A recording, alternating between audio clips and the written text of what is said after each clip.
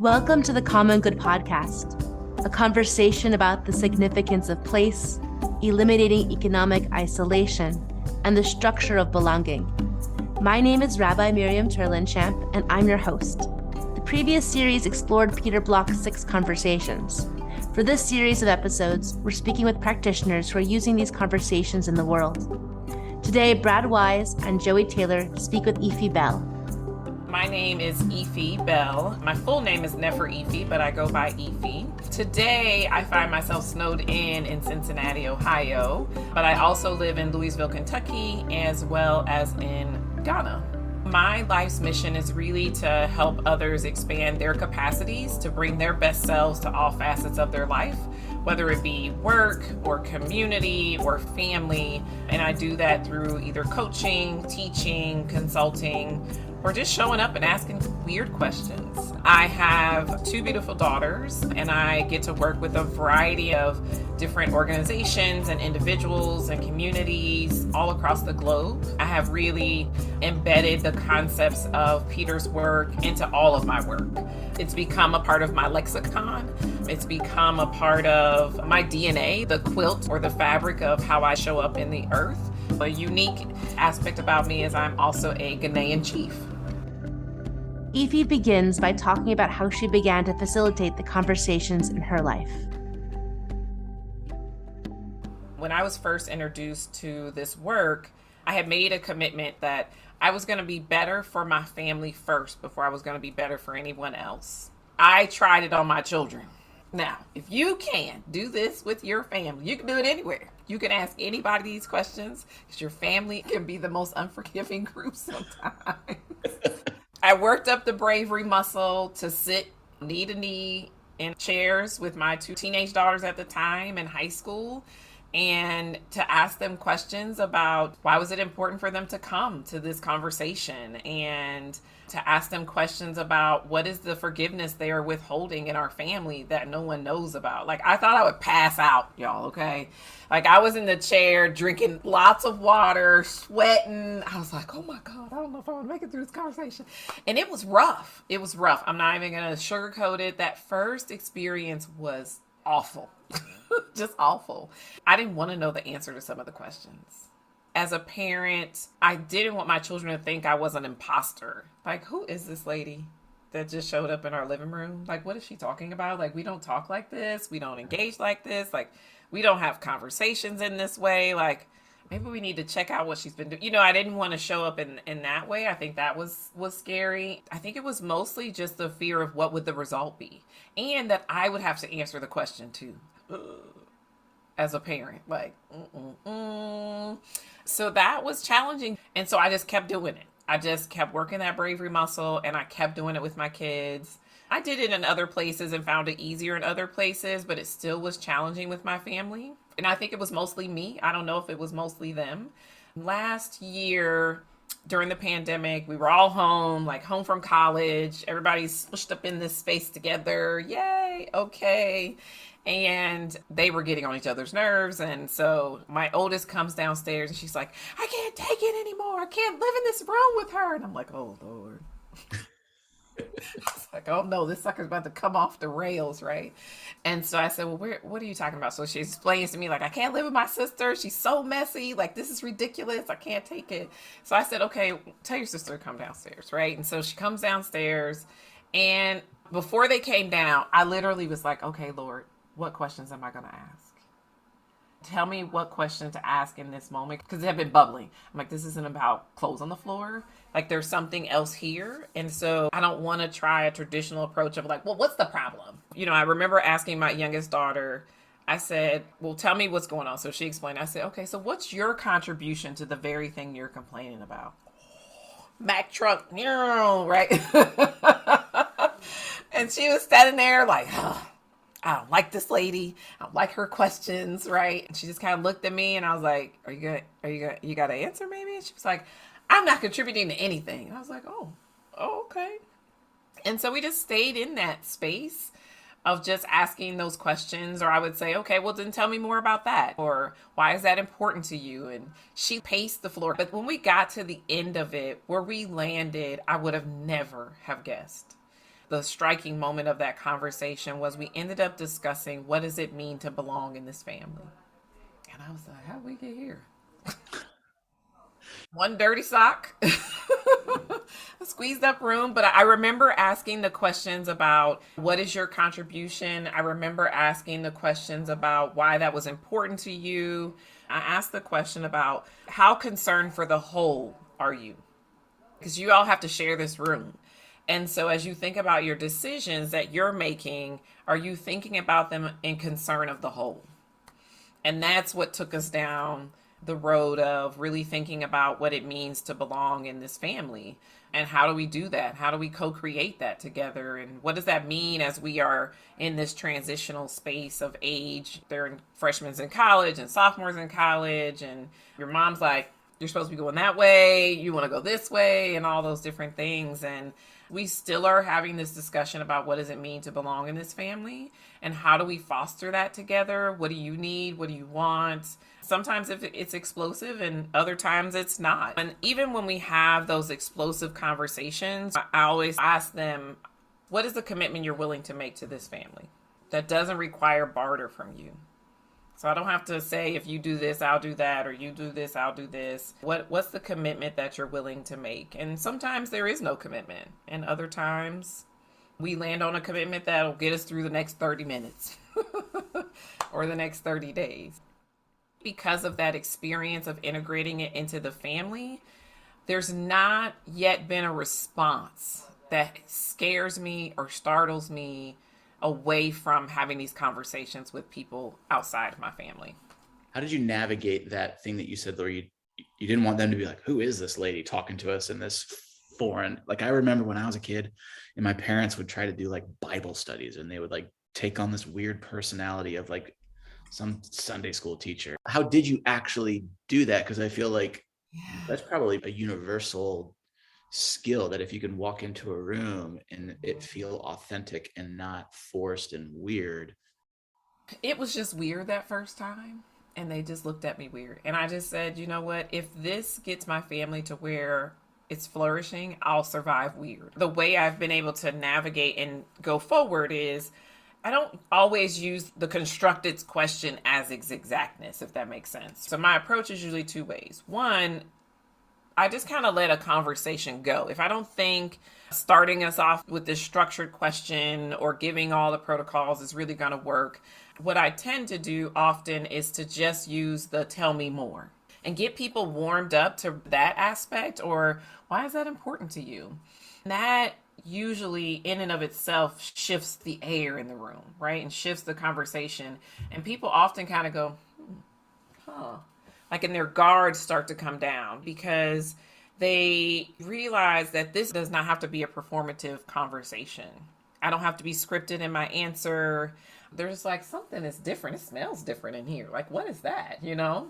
Sometimes I will introduce a question and other times I'll just stay with those two questions. And then the other aspect is to just reframe it a little bit. So instead of maybe like verbatim, what's the crossroads you're facing? I might say, hey, where do you see yourself standing on the edge of something in life?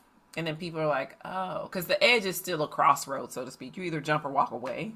You know, sometimes you just have to rephrase it or rearrange the words a little bit, but not too much that you lose the authenticity of the question or the power of the question, but really giving people a construct, maybe even using some language. So it just depends. I use it with my nieces. They're 5 and 7, and you know, sometimes you have to rephrase it for the audience to meet them where they are.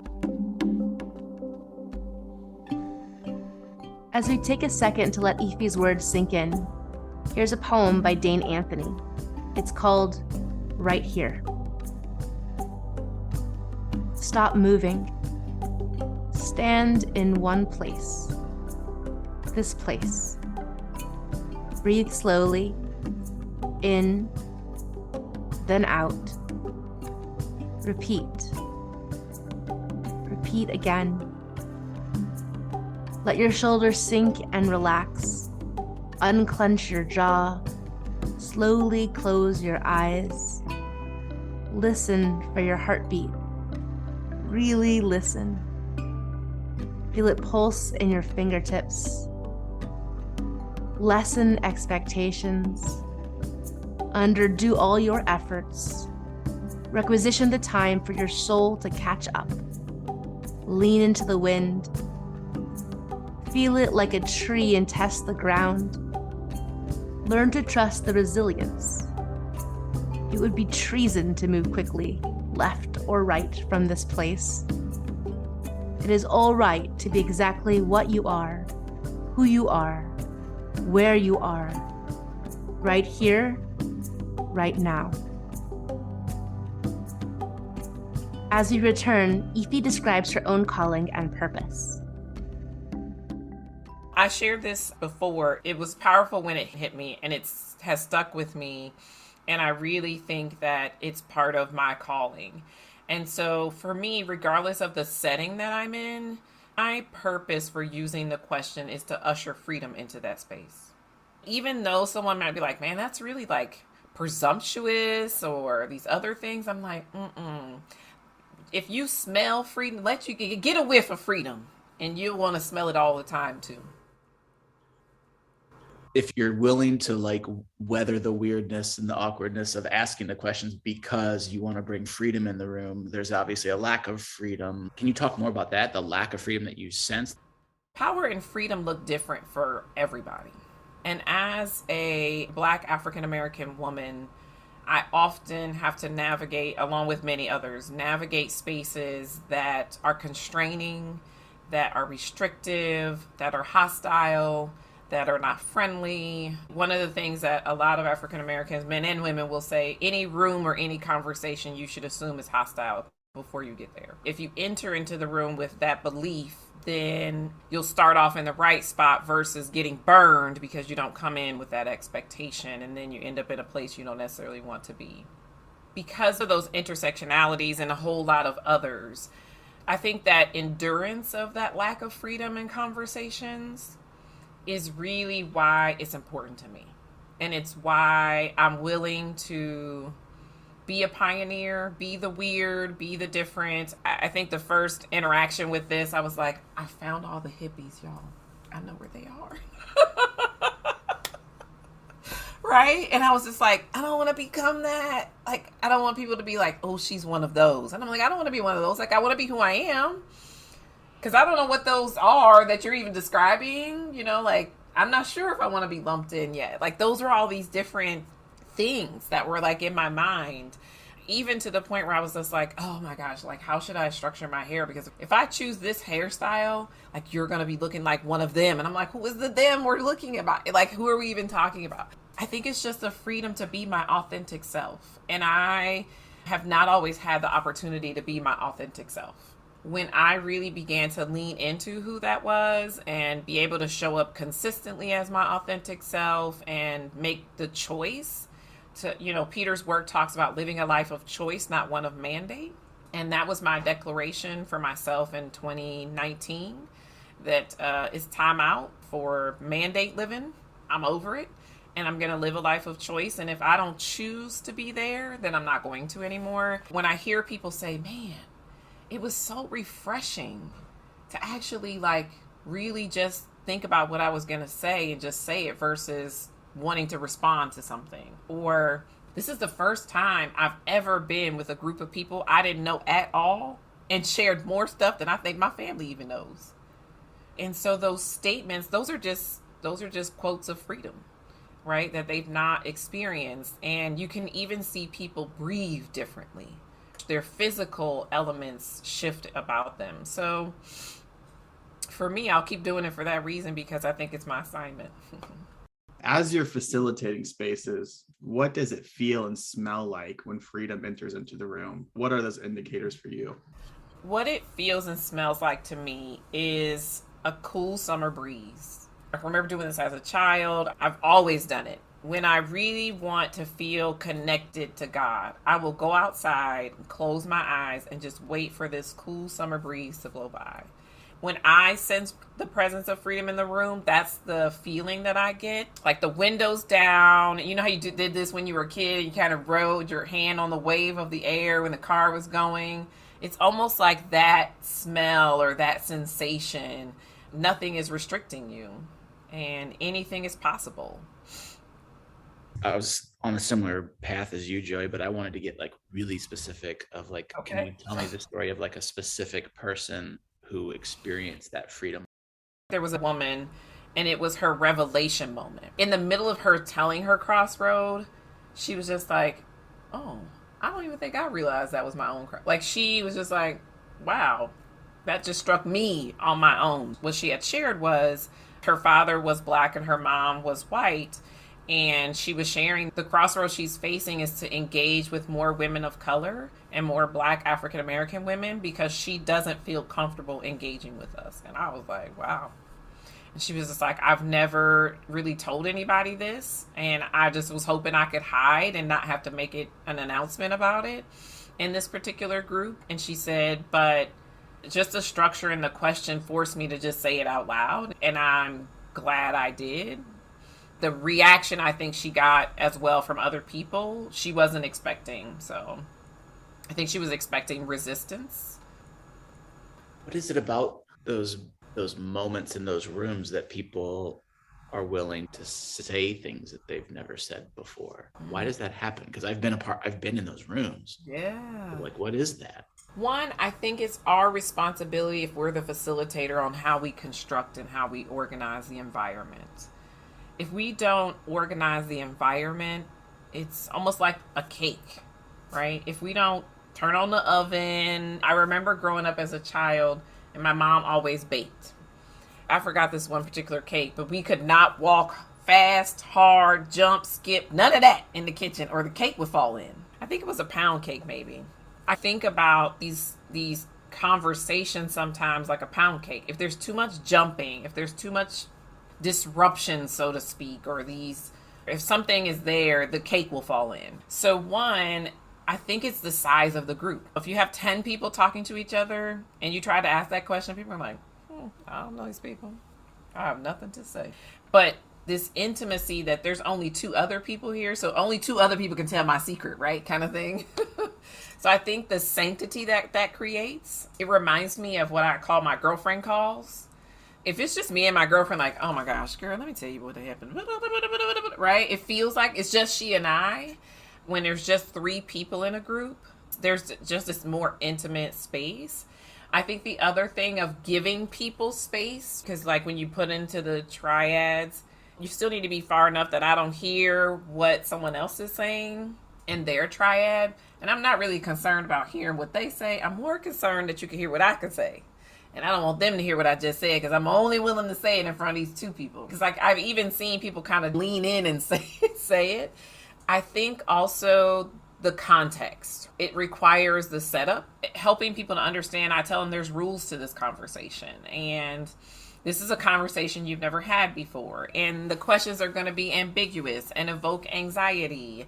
Listen deliciously and stay curious. I talk about curiosity beforehand, and I talk about how we're often listening to respond versus just being able to listen, and that they can only ask these 2 questions. And often, if I'm working with women, I will often talk about in more length the need to resist being helpful, because we're predispositioned and conditioned in that way. And so, I explain, what do I mean by not being helpful? And it doesn't take long, right? So this is like setting up the experience, but without that, it can work, but the probability is a little lower, I think. I've done it in a group as big as almost 80 people, and it still yielded some of the same results. There is a requirement. If you're going to usher in freedom, you have to do certain things. As the person who is trying to be the conductor of that, there's something you are responsible for in order for others to get to that place. And that when you usher that in, that freedom, then they leave. Like that, then what? You like what happens because of these experiences? Have you heard any specific stories, or because it's good in the moment, but like yeah. One of the things that I often try to do is avail myself. Now, I only got so many hours in a day, and I got to be in a lot of places in that day. But whether it's that day, the next day, whatever, or if it's days from now or whatever, as you're building the muscle, you can always call me and ask me a question, run something by me, try something with me. If you want to sit in a triad and say, okay, I want to try this one question because it's scary. Okay, great. I'll sit in the triad or the two-ad if that's all we got and do it with you. And so I think as practitioners, even what I like to call people who hold the theory, we have to avail ourselves to strengthen people's capacity to do that, and you need a place to practice. Even in leadership, I tell people all the time, like, what you don't want to do is like, oh, I learned how to be a better communicator and I'm gonna whip it out on people. Like, no, don't do that. Okay, don't do that. Make some cupcakes first. Try them at home with people who like you or something before you start making them for the whole community. Even when I do this with groups, with organizations, with companies, I do two things. One, I challenge them to try and use those two questions in their regular conversations. Tell me more, and why is that important to you? So I'll say, where do you think you're going to have a conversation with someone in the next day or two that you can try those two questions out? And so I challenge them to think about, how do I start to bring this into my lexicon with those smaller ones? I may never see them again, but if they have those two, they'll be armed to go at least further than that. And then the other way is to say, if you ever have questions or you want to talk more about it, happy to be here to be a resource or whatnot. And then I invite people to journal. What's coming up for you after this question, after this session, after this conversation? Because the question is working on you, and it may not all come up in this very moment. Because we can go away with a cotton candy experience like, oh, that was cool. And go right back to the same old thing we've been doing. But I think giving people both access to the questions, they're not long and lengthy, so they can be easily remembered, inviting them to remember them and to take them and use them in other places. Thanks for listening. You can find more about Ife and the conversations in the show notes. Also, our next Abundant Community conversation will be with Jen Hus Rothberg on November 15th. You can find the registration link in the show notes as well. This episode has been hosted by me, Rabbi Miriam Cherlinchan, and it's been produced by the amazing Joey Taylor, and music is from Jeff Gorman.